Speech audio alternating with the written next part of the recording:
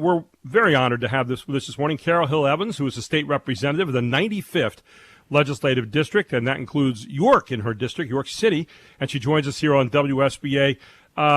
State Representative Hill Evans, great to have you with us this morning. How are you? Well, thank you, Gary. I'm doing well. How are you doing? I'm doing pretty good, Carol. It's always good to have you aboard, and we appreciate it. Wanted to get into two things this morning. Your view, first of all, of the George Floyd protest this week. Obviously, we recoiled in horror as we saw a human being killed in Minneapolis with a policeman putting his knee down on the neck of George Floyd, and the nation has erupted in terms of voicing its protest about that. And I think that's a good thing that we're united around that, 99.9% of the people. And yet at the same time, we've also seen some violence. We've seen some other things, too. In York this week, obviously York City is in your district. We've seen pretty peaceable a protest. We had, I know, one incident where it was not peaceable, and yet at the same time, that is going on. I wanted to get your take on how you saw this week and what the message is for people, what people ought to be trying to get out of this. You know, we often say conversations are only good when everybody's listening to try to make a situation better. Talk a little bit about that if you would, please. And that's quite right. You know what? We do need to have those conversations, but the leaders, the ones who are in positions to actually make the change, have to, for once, sit down at the table and listen. We need to know what people are going through. We think we know what they need without actually talking to them and asking them, okay, so what are your needs? And we start throwing things at the situation instead of actually sitting down and crafting either legislation or orders that are going to actually make a difference. And that's what we have to do. These people are hurting. We are all hurting in our own way. Every single person has been affected by the events that have gone on in this last week. And, you know, to our credit in the city of York, I was at the rallies at Penn Park, and then I went to the one in the square on Tuesday. And I have to tell you, Gary, I was so impressed by the young people, by the energy, by the calm, but by, you know, they were laser focused on what they wanted to do, and what they wanted to do was be heard, and they were heard in a very positive way. And I was very proud of, you know, the way that they handled themselves, you know, without accident, without incident. There was the one tiny thing that you said, which was quelled very quickly by our police commissioner. So, you know, kudos to him too. But they have a right, and they have all this pain and all this emotion and all this energy that they just want to use in a positive way. And so now it's up to us to harness that and then to make sure that we're crafting it in such a way that we can actually make positive changes. Carol, before we even get to legislation, though, we're talking here about attitudes of people in the country. And as you said, I think sometimes before we really listen to what some of the issues are, and I've had a couple arguments with people the last couple of days about this, where they say, well, that's this, and we immediately kind of square off to a side. And it's not necessarily racist. It just is where we seem to go polar in this country right away. Instead of saying, okay, let's sit down here. Are there things that people are experiencing that you're not aware of on a receiving end that could be a possibility? I mean, I'm always open to the fact that, you know, the way I'm treated, and I talked to somebody one time. Some guy one time, we were talking about how people were treated in a certain situation. And it was not the way I would have expected to be treated. And I said, is that the way you would treat me? And he was stunned. And I said, if it's not the way you would treat me, then it's probably not right. And when I say me, not me as a talk show host, but me as a fellow human being. And I think that's one of the things that some of us are looking for in this. You know, I'm not feeling a guilt trip about this, but I do want to understand how, my fellow brothers and sisters in this country are living and some of the things that they're having to go through that I may not have experienced myself. Your thoughts about that? My thoughts about that is that you're spot on. I mean, I never pretend to know what people want without hearing them out. I mean, a lot of times I find that people just want to be heard. They just want to be heard. And when we sit down and when we listen, we can come up with some of the solutions to what it is they're feeling, what it is they're going through.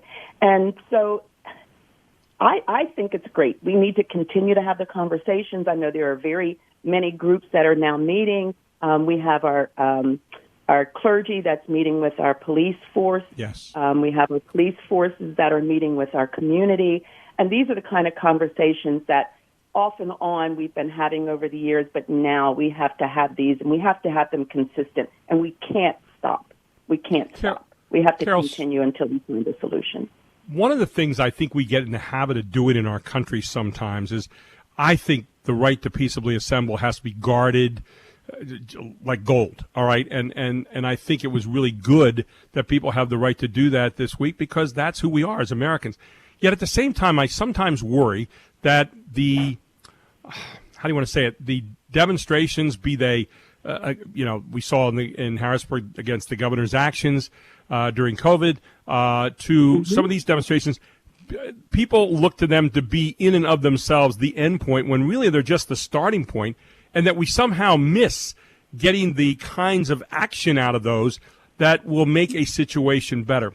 You were at the rallies this week. What are the messages that we should be hearing right now? What are the messages that we should be taking away from this to go to work on? You mentioned there are people starting to meet now, and I think it's great that they're doing that, and I think something good can come out of that. But what are some of the messages, the poignant messages that you heard this week?